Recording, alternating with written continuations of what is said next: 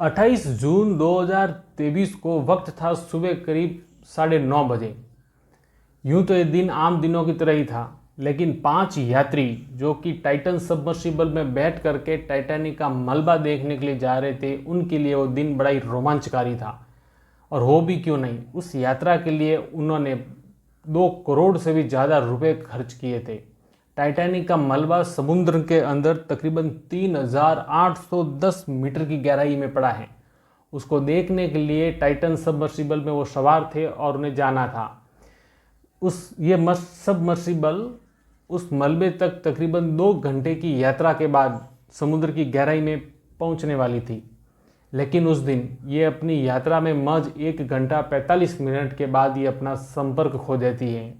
दरअसल ये सबमर्सिबल होती हैं, इसलिए इसकी सहायता के लिए एक और जहाज़ की आवश्यकता होती है, जो कि समुद्र पर खड़ा था पोलार प्रिंस नाम का जहाज़। ये उस पोलार प्रिंस को प्रत्येक 15 मिनट के बाद सिग्नल्स भेजा करती थी और इसी सिग्नल्स के तहत ये बाहर की दुनिया में संपर्क में रहती थी।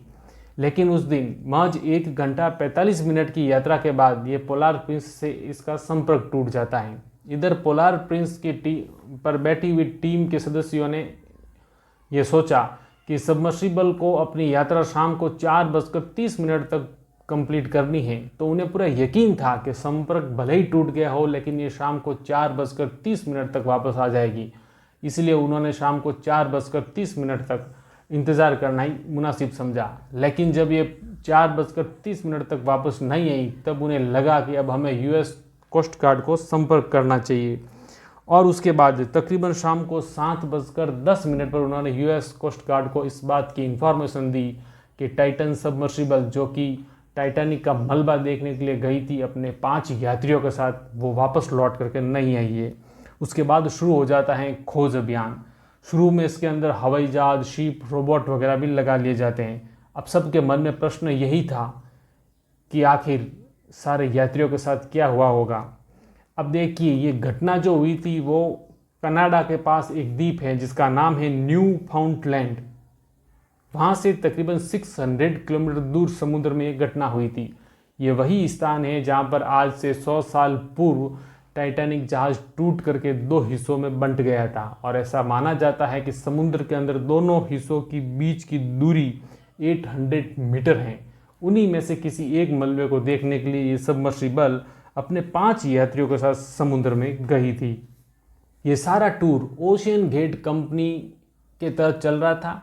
ओशियन गेट कंपनी की स्थापना 2009 में उसके सीईओ स्टॉकन रश के द्वारा की गई थी और उन्होंने ही जुलाई 2021 में टाइटैनिक टूर के नाम से एक पैकेज लॉन्च किया था, जिसके तहत वो यात्रियों को टाइटैनिक का मलबा दिखाने का टूर दिया करते थे। और 18 जून को ये उसी टूर पैकेज के तहत 5 यात्रियों को लेकर के जा रही थी।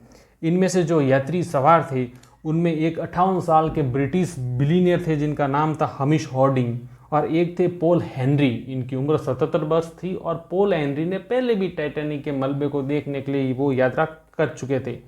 यही नहीं, पाकिस्तानी मूल के 2 ब्रिटिश व्यापारी भी थे, पिता और पुत्र। इनमें शहजादा दाऊद थे और एक उनके बेटे थे जिनकी उम्र 19 साल थी और उनका नाम था सुलेमान।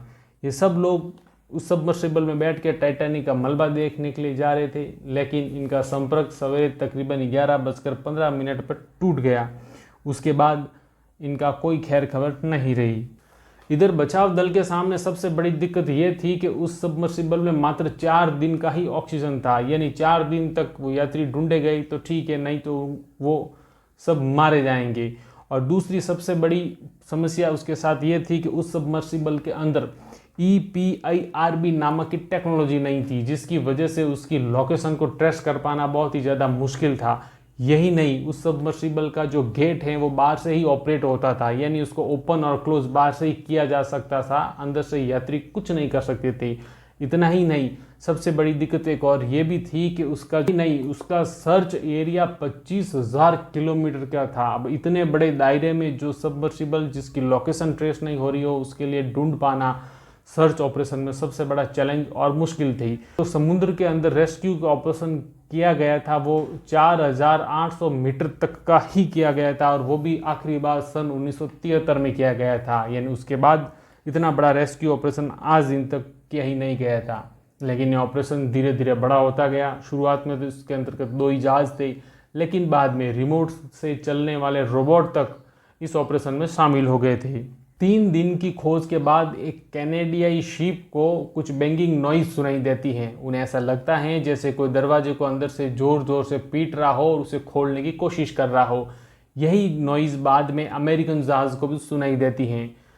बचाव दल को ये उम्मीद लगती है कि शायद वो लोग जिंदा हैं और दरवाजे से कहीं खोलने की कोशिश करते हैं। लेकिन 22 जून को एक आरओवी ओशियन पर खोज कर रहा था, उसे टाइटन का मलबा दिखाई देता है और इसे साबित हो जाता है कि टाइटन समुद्र के अंदर जल के प्रेशर को सहन नहीं कर पाया और धमाके के साथ वो सिकुड़ गया, जिससे उसके अंदर सवार सभी यात्री मारे गए हैं। अब दरअसल इसके साथ दिक्कत ये थी कि टाइटन जो सबमर्सिबल था उसकी बॉडी कार्बन फाइबर से बनी हुई थी और सबसे बड़ी बात ये थी कि वो किसी भी एक्सपर्ट के अंडर में उसको टेस्ट नहीं किया गया था, यानी कि वो एक एक्सपेरिमेंटल डिज़ाइन था और ये एक्सपेरिमेंटल कंपनी अपने यात्रियों के साथ ही कर रही थी। उसमें किसी प्रकार के सेफ्टी रूल्स एंड रेगुलेशंस की पालना नहीं की गई थी। अब इस सबमर्सिबल की बॉडी कार्बन और टाइटेनियम की बनी हुई थी, जबकि नियमों के मुताबिक इसकी बॉडी को बनाने में कार्बन और टाइटेनियम का इस्तेमाल नहीं करना चाहिए था। इस कंपनी ने इस सबमर्सिबल को बनाने में सभी प्रकार के नियमों को तोड़ा, जिसका खामियाजा उनके यात्रियों को भुगतना पड़ा। इस घटना से ये सबक मिलता है कि हमें किसी भी प्रकार से रूल्स और रेगुलेशंस को नहीं तोड़ना चाहिए और उनको फॉलो करना चाहिए। आज की कहानी आपको अच्छी लगी हो तो जाने से पहले चैनल को सब्सक्राइब करना ना भूलिएगा और आप किस विषय पर कहानी सुनना चाहते हैं वो कमेंट्स में ज़रूर बताइएगा। शुक्रिया।